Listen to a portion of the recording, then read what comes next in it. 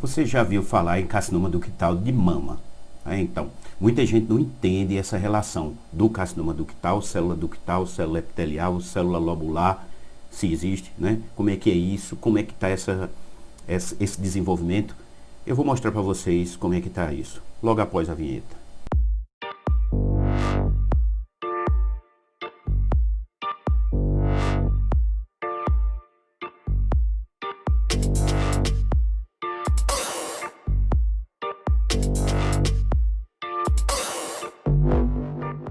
Carcinoma ductal, vou falar um pouquinho sobre ele, né? Então, é o tumor mais incidente na mama feminina.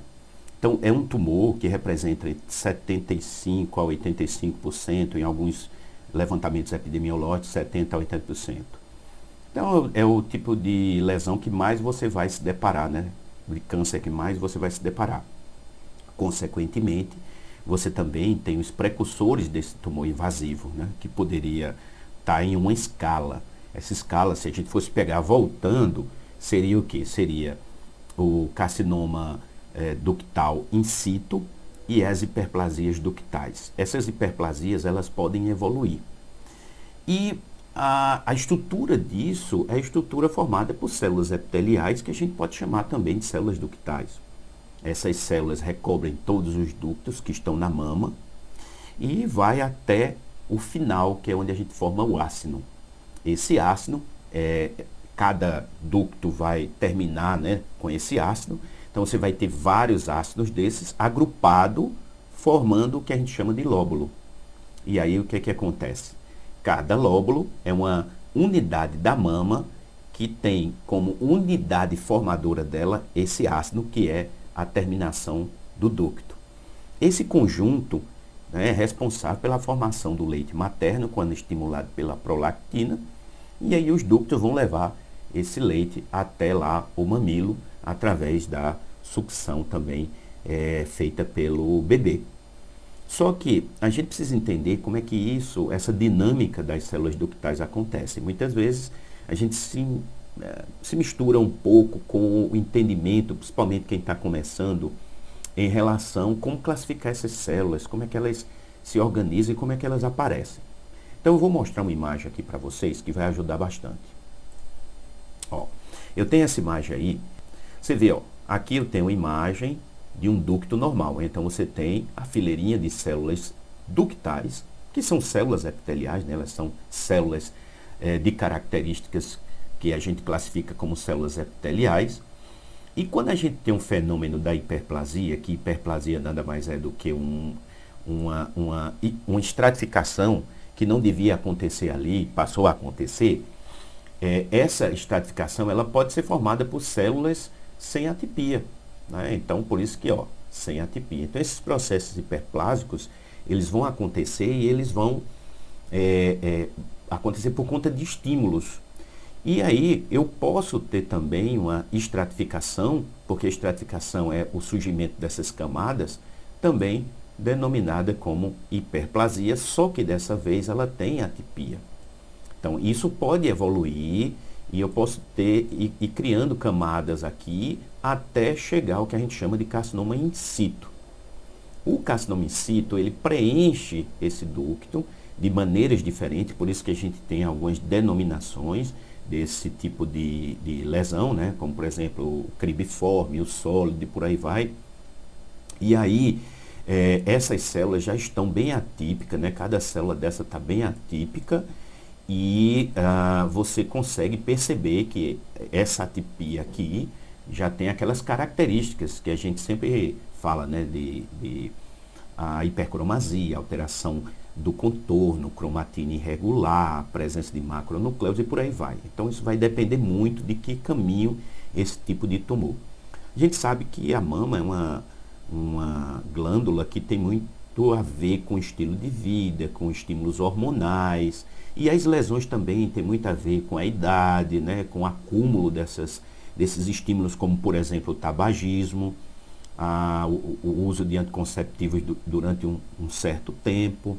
Então esses estímulos, né, vão levar a ter um distúrbio genômico e aí ter mutações e gerar essas neoplasias. Algumas pessoas falam, mas professor, e a questão da hereditariedade? A hereditariedade, ou seja, você herdar alguma mutação que está associada ao desenvolvimento de câncer de mama, ela existe. Um percentual pequeno, às vezes, dependendo do país, da região, pode variar aí entre 5 a 8%, mais ou menos. Então, não é um número muito elevado. O que deve se considerar na questão da mama é o estilo de vida, a alimentação, a obesidade, né? Os outros fatores que eu já falei, que são estimuladores para que isso aconteça. Então, aqui, quando você observa o passo seguinte, né? Ou seja, quando eu saio desse carcinoma in situ, eu chego ao carcinoma invasor. Tá? Então, o que é que acontece? Vamos falar da citologia em si, que é o nosso foco principal, né? A citologia. Então, veja só, na citologia é muito complicado, não tem como eu diferenciar, por exemplo, a lesão in situ da lesão invasiva. E aí o que é que acontece? Na citologia você vai dizer que tem células que viu, né, as células com as características de malignidade e você simplesmente vai liberar que ele é maligno ou então que ele é suspeito, né, para malignidade. E você pode até dizer, em alguns casos, quando o tumor está bem avançado, quando aquele pleomorfismo já está bem evidente, que é uma lesão invasiva já, não tem problema. Agora, o problema são as lesões que estão em cima do muro, digamos assim, aquelas que estão ainda indefinidas. Então, é muito complicado. Na citologia, você não vai ter como diferenciar, por exemplo, isso disso. Então, a hiperplasia fica sendo algo voltado, né, para a histologia e não para a citologia. Então, essas células, a tendência dela é romper aqui, ó, esse pontinho aqui, que é a representação da membrana basal daquele ducto, tá? Então, o ducto, ele tem essa membrana basal, existe um microambiente tumoral aqui que vai digerir essa membrana basal, fazendo com que essas células extravasem para o estroma. A partir disso, elas podem encontrar vasos, né, pequenos capilares que estão no estroma, e daí fazer metástase. É isso que é o câncer, né? Então, deixa eu voltar para a minha telinha agora. Então, gente, assim, a célula que está recobrindo os ductos é aquela célula também que está dentro dos lóbulos. Então, a célula ductal é uma só. Só que lá nos lóbulos ela tem um fenótipo que, sob o estímulo da prolactina, elas vão, né, produzir leite. Existe uma célulazinha que ajuda a extravasar esse leite, que são as células mioepiteliais. Elas estão ali na base, elas não são organizadas como as células ductais, mas elas estão ali na base, né? E aí elas são células de origem, ela tem características, por isso que a gente chama mioepitelial, ela tem características de contração. Mio lembra músculo, né? Vem da denominação, né? E por ela se contrair, por ela ter fibras de actina, né? E essa contração, e ela tem uma característica de epitélio chamada mioepitelial. Então essa célula ajuda esse ducto a expulsar um pouco desse leite, e à medida que vai sendo produzido. E o sistema ductal ainda tem um ducto mais dilatadinho lá perto logo após o mamilo, na parte interna, que são os seios ductais, né? Eu tenho um ducto, mas eu tenho esses seios. Na realidade, é um ducto maior, mais dilatado, para poder também acumular um pouquinho de leite ali. Por isso que quando a mulher ela engravida e está gestante e vai amamentando, né? A mama vai desenvolvendo para amamentar, as mamas aumentam de tamanho. É normal, você tem um estímulo para que você aumente essa glândula em sua capacidade, em funcionalidade. E isso aí dá, né, a capacidade de uma produção de leite mais, digamos assim, adequada, né, àquela fase da mulher. É importante também lembrar que quando a mulher está amamentando, a prolactina inibe os ciclos ovarianos. Por isso que muitas vezes quem faz citologia cervical sabe que a citologia às vezes aparece atrófica, né? Então, é um sinal. Por isso que quando você vai fazer citologia, também é bom fazer um bom inquérito, né? Um bom questionário para fazer a coleta e saber o que é que está acontecendo com aquela paciente, tá? Existe uma coisa também muito, mas muito importante em relação a quem está amamentando, que são as alterações lactacionais. Elas enganam muito o citologista, elas dão características assim que emulam, que imitam algumas lesões malignas.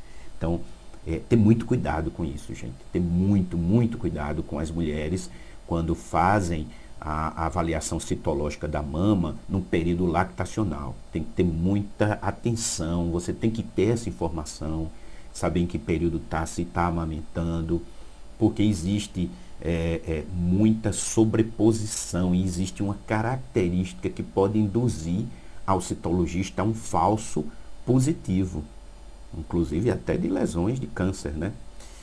E aí, desse que a gente mostrou.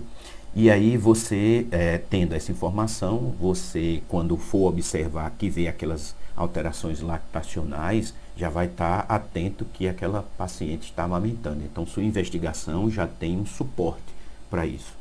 Mas, na questão dos carcinomas in situ e carcinoma invasor, na citologia, no material de punção, a gente não diferencia. Na citologia cervical, a gente tem a diátese tumoral e outros fatores bem interessantes que levam a fechar um laudo com certeza de um carcinoma escamoso com invasão, né? Quanto na mama a gente não tem essas características todas. Mas é isso que eu falei, depende também do tipo de tumor, em que estágio ele está. Tumores muito avançados, características mais avançadas, então ajuda a gente a definir o quadro de uma maneira melhor. Então, sim, também tinha esquecido. Para quem quer saber mais sobre citologia da mama, eu tenho um curso excepcional sobre citologia mamária, que é chamado Citologia Mamária do Zero, ou seja, você começa do zero e vai até o avançado. Então é um curso completíssimo, muito bom para você estudar mama e realmente sair bem, fazendo citologia mamária numa boa. Tá? Então é um curso que tem exercício, tem discussão de casos clínicos, montagem de laudos, tem toda a parte inicial. Professor, eu não sei nada de mama ainda. Não precisa saber, basta que você tenha pelo menos a sua graduação, onde você estudou anatomia, patologia, né? Um pouco de citologia clínica ou citopatologia, e aí você vai conseguir fazer esse curso numa boa. É bem fácil de você ter informações a respeito do curso, lá na página que está no meu site, que é www.jacintocosta.com.br. Dá um pulo lá para você dar uma observada no conteúdo, tem muita coisa boa. Então espero que vocês tenham gostado desse vídeo, é um vídeo curto, rapidinho, mas eu queria pedir que, se você ainda não se inscreveu no canal, se inscreva, vai lá em subscrever e depois aperta no sininho para poder você receber informação de que tem vídeo novo. E outra, dá um like. O teu like ajuda bastante a disseminar o vídeo e estimular a gente a continuar fazendo esse tipo de material aberto, gratuito, para qualquer um que queira assistir. Tá? Então, muito obrigado por assistir o vídeo, muito obrigado pelo like que você vai dar agora, aperte aí, por favor, e até o próximo vídeo. Grande abraço!